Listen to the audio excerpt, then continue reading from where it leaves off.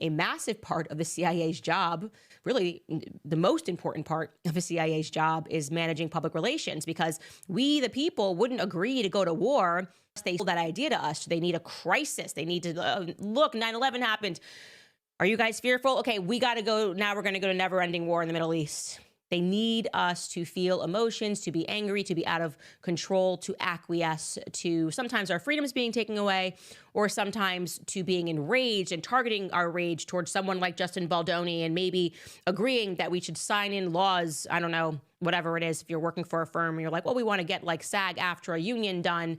We need the public fired up. Maybe you would hire one of these guys, right? Like I said, because otherwise, why would you want and agree to your sons going to fight a war? I think naturally we're all kind of averse to that.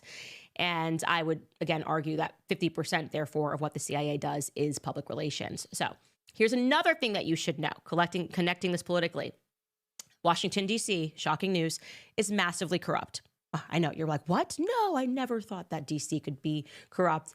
Yes, it is corrupt. Republicans, Democrats, people in between, massively corrupt institutions, because we don't have term limits, and they're there and they're just figuring out how to enrich their own pockets. They kind of forget about us once we send them to DC. And what you have a lot of times is that there are former CIA agents who keep their security clearances, meaning that they get to access the White House, they get to access national security intel, classified documents, because then when they leave their federal jobs, they can charge up the wazoo to become consultants